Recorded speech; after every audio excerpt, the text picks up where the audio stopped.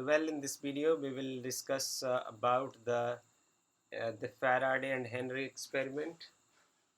That is 6.2 of NCERT. So ऐसा करते हैं कि हम ऐसा इसको समझाने के लिए हम इस फिगर का सहारा लेंगे और इस फिगर का नाम हम लिख देते हैं फिगर नंबर 2। ओके, अब इसमें हम कैसे करते हैं कि फैराडे और हेनरी ने क्या किया कि आपको कुछ एक पुराना कंसेप्ट है जिसको आपने याद रखना है कि a current carrying solenoid also acts as a bar magnet. आपको याद है ये वाला पार्ट कि यदि आपके पास एक करंट कैरिंग सोलेनॉइड हो, ओके, उसमें से यदि स्टेडी करंट जा रहा हो तो वो एक बार मैग्नेट की तरह बिहेव करती है। सो पिछला जो एक्सपेरिमेंट आपके पास 6.1 था उसमें क्या था कि आपका जो C2 कॉइल जो आप देख रहे हैं, यहाँ आपके पास एक बार मैग्नेट था। ओके, सो बार मैग्नेट जो है वो कभी फॉरवर्ड बैकवर्ड मूव कर रहा था, फिर आप उसको स्टेशनरी रख रहे थे। तो इस एक्सपेरिमेंट में हमने क्या किया है कि बार मैग्नेट को एक करंट कैरिंग सोलेनॉइड के साथ आपने करंट कैरिंग कॉइल के साथ आपने रिप्लेस कर दिया है, जो मैग्नेट की तरह काम करेगी और जिसका जो ये देखिए आप डायरेक्शन ऑफ फी लाइन जो है वो इस तरीके से बिहेव कर रही है। आपने देखा था कि पिछली बार आपने ऐसे करके एक मैग्नेट रखा था एक्सपेरिमेंट नंबर 6.1 में, उसका ये नॉर्थ वाला पोल था और ये साउथ वाला पोल था, और साउथ पोल से जो है लाइंस ऑफ फोर्सेस जो एंटर करती हैं और जो नॉर्थ पोल से वो बाहर की ओर चली जाती है। So this was our experiment 6.1। So in the second experiment 6.2 हमने इसमें कुछ नया नहीं किया। हमने ये कोशिश की है देखने की कि यदि हम इस बार मैग्नेट को एक करंट कैरिंग कॉइल के साथ रिप्लेस करते हैं तो क्या वही रिजल्ट आते हैं। नंबर 1, देखिए पहले केस में हमने ऐसा किया कि जो आपकी कॉइल C2 है वो कॉइल C1 की ओर मूव करती है। ओके, आपको लास्ट एक्सपेरिमेंट को पहले देख लेना है। ये आपके पास कॉइल, मैं इसको सिंपल ऐसे बनाऊंगा, ये कॉइल आपकी C1 है और ये कॉइल आपकी C2 है। अब ये जो कॉइल है पहले केस में C1 की ओर मूव करती है और ये पार्ट जो है वो गैल्वेनोमीटर का दिखाता है कि ये इसकी डिफ्लेक्शन है। So deflection will be toward right as we have done in the experiment 6.1। फिर क्या होगा कि आप एक स्टेज के ऊपर जाके दूसरे पॉइंट के ऊपर, ये आपके पास कॉइल C1 है ऑफ द फिगर नंबर 2। सारा फिगर बनाने से बेटर है कि मैं आपको यहाँ करके दिखा रहा हूँ। ये कॉइल वहीं की वहीं है और आपकी जो कॉइल C2 है वो इसके पास आ गई है and at this point of time the velocity of the coil 2 is equal to 0। आप क्या देखते हैं, आप ये देखते हैं कि आपके जो गैल्वेनोमीटर का जो पॉइंटर है वो कोई डिफ्लेक्शन शो नहीं करता और वो मिड में आ जाता है। तीसरे केस में आप क्या देखते हैं कि जब आप C1 ये कॉइल है और जो इस केस में आपकी जो कॉइल C2 है वो C1 से परे की ओर मूव कर रही है। So this coil C2 is now moving along this direction. आप गैल्वेनोमीटर में क्या देखते हैं, आप गैल्वेनोमीटर में ये देखते हैं कि उसकी जो डिफ्लेक्शन है वो ऑपोजिट डायरेक्शन में हो गई है। ओके, सो ये हमारा फर्स्ट पार्ट हो गया। दूसरा पार्ट में हम क्या देखते हैं, ये हम इसका सेकंड पार्ट करते हैं। सेकंड पार्ट में ऐसा है कि जो अब कॉइल जो C1 है वो कॉइल C2 की ओर मूव करती है और जो कॉइल जो C2 है उसकी जो velocity of coil C2 is equal to 0। अब आप क्या देख रहे हैं, you are observing the same observation कि यही डिफ्लेक्शन आपको यहाँ नजर आती है तीनों केसेस के बीच में। दूसरा केस आप ले सकते हैं, ये ए हो गया, ये बी हो गया। बी केस में क्या होता है कि आपकी जो कॉइल है वो मूव करके यहाँ आ गई है और जो कॉइल C2 है जो स्टेशनरी है वो वहीं की वहीं है। आप ये देखेंगे कि आपका जो गैल्वेनोमीटर का पॉइंटर है वो फिर मिड में चला जाता है, कोई डिफ्लेक्शन नहीं देता, ये उसकी ओरिजिनल पोजीशन है। यहाँ आप देख लीजिए इसकी जो डिफ्लेक्शन है वो उसी तरीके से है जो टुवर्ड राइट थी। और तीसरे केस में आप ये देख सकते हैं कि जो थर्ड केस है उसमें क्या है कि आपका जो कॉइल C1 है now this is now moving away from the coil C2। सो इसमें आप क्या देख रहे हैं कि जो पॉइंटर है वो फिर दोबारा ऑपोजिट डायरेक्शन में डिफ्लेक्ट होता है, पर वो प्रेजेंस ऑफ करंट को शो करता है। तो यहाँ से हम कंक्लूड क्या कर सकते हैं, हम इस डायग्राम से ये देख रहे हैं कि चाहे कॉइल C2 C1 की ओर मूव करे, C1 C2 की ओर मूव करे, तो जो गैल्वेनोमीटर है हमेशा करंट शो करता है, मतलब करंट पैदा होता है।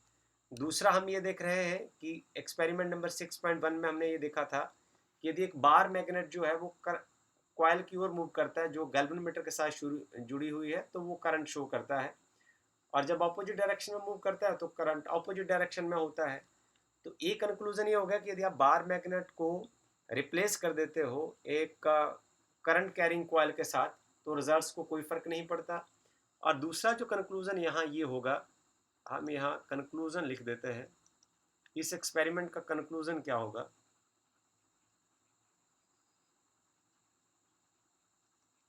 क्योंकि हमने एक्सपेरिमेंट यहाँ से आपको लर्न करना है कि भाई we have done this experiment. तो एक्सपेरिमेंट ये बताता है कि it is a relative motion between the coils that induce electric current. ये नहीं है कि चाहे C2 मूव करे चाहे C1 मूव करे, दोनों में से कोई एक का मूव करना बहुत ज़रूरी है। तो हम ये लिख देते हैं यहाँ कि it is a relative motion,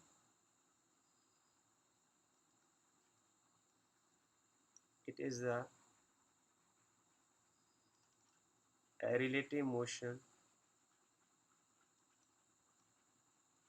between, it is a relative motion between the coils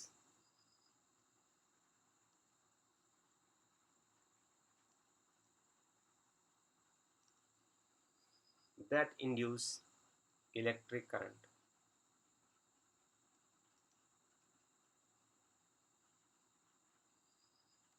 that induce electric current। तो आपको एक बार फिर से हम थोड़ा सा समरी के साथ बात कर लेते हैं कि पहले केस में, पहले एक्सपेरिमेंट में था कॉइल C1 और यहाँ बार मैग्नेट था। ओके, अब चाहे कॉइल C1 मूव करे या बार मैग्नेट मूव करे, करंट वैसे ही आएगा। दूसरे केस में एक्सपेरिमेंट नंबर, ये था एक्सपेरिमेंट नंबर 6.1 और यहाँ है एक्सपेरिमेंट नंबर 6.2। 6.2 एक्सपेरिमेंट ने क्या किया कि वैसे कॉइल जो C1 है वो फिक्स है, जो गैल्वेनोमीटर के साथ कनेक्ट है। बार मैग्नेट को आपने रिप्लेस कर दिया करंट कैरिंग कॉइल C2 से। अब चाहे कॉइल C1 मूव करे चाहे कॉइल C2 मूव करे, but the here it shows that a relative motion between the coil and the bar magnet is the cause of electric current. In the second experiment, the relative motion of the coils is the source of electric current. So now we will shift our discussions to the experiment number 3। अभी तक हमने दो experiment में ये देखा है कि relative motion जो है वो सोर्स ऑफ इलेक्ट्रिक करंट है। अब तीसरे केस में फैराडे और हेनरी ने क्या चीज़ें ऑब्जर्व की, ये हम आपके साथ बात करते हैं। जरा आप डायग्राम को ध्यान से देखें। हम सबसे पहले इस फिगर का नाम रखते हैं, this is just figure number 3। और इस फिगर में आप देख रहे हैं कि आपके पास सेम वही कॉइल है, कॉइल C1, और जो गैल्वेनोमीटर के साथ जुड़ी हुई है। इसका पॉइंटर अभी मिड में है, इसका मतलब there is no current at all. और यहाँ आप ये देख रहे हैं कि यहाँ कॉइल C2 है और वो बैटरी के साथ जुड़ी है। ये इसका नेगेटिव टर्मिनल है, ये इसका पॉजिटिव टर्मिनल है, और ये है स्विच, जो स्विच ऑन और स्विच ऑफ की स्टेज को रिप्रेजेंट करेगा। अब इस केस में हम क्या देखते हैं कि बोथ द कॉइल्स, बोथ, हमने पहले देखा है कि दोनों में से किसी एक का मूव करना जरूरी है। इस केस में हम क्या देख रहे हैं, both the coils C1 and C2 are stationary।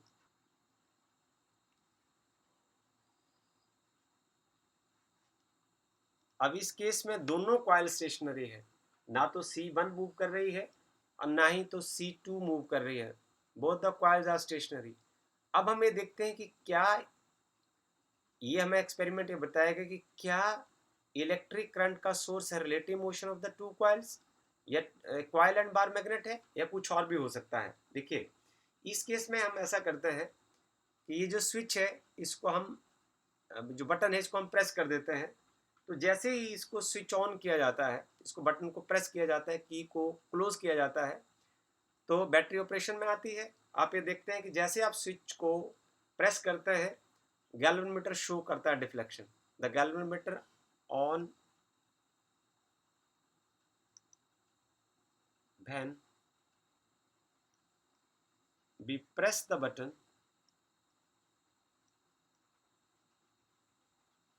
जब हम बटन को प्रेस करते हैं आप क्या ऑब्जर्व करते हैं? Galvanometer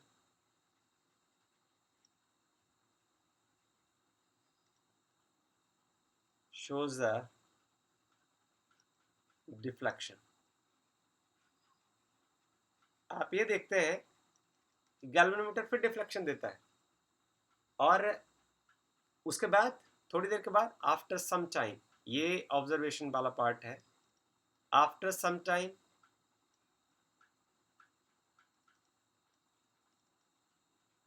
it will become stationary। ये बड़े मज़ेदार बात आपको लगेगी पर आपको ये नेक्स्ट टेक्स्ट में समझ आएगा कि थोड़े टाइम के बाद डिफ्लेक्शन देता है और दोबारा फिर से वो मिड रेंज में आ जाता है। फिर हम क्या करते हैं, फिर ऐसा करते हैं हम दोबारा फिर से दूसरे पार्ट में हम क्या करते हैं, दोबारा फिर से की ओपन कर देते हैं। इफ की विल बी ओपनड, आप इसको बाहर खींच लेते हैं दोबारा वापस। यदि आप इसको पीछे खींचते हैं तब भी क्या होता है, द गैल्वेनोमीटर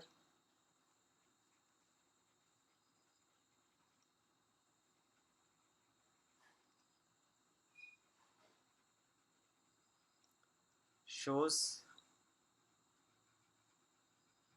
तो गैल्वेनोमीटर दोबारा फिर से डिफ्लेक्शन शो करता है। इसका मतलब क्या हुआ, बट इस बार क्या होता है, but show the deflection but in opposite direction।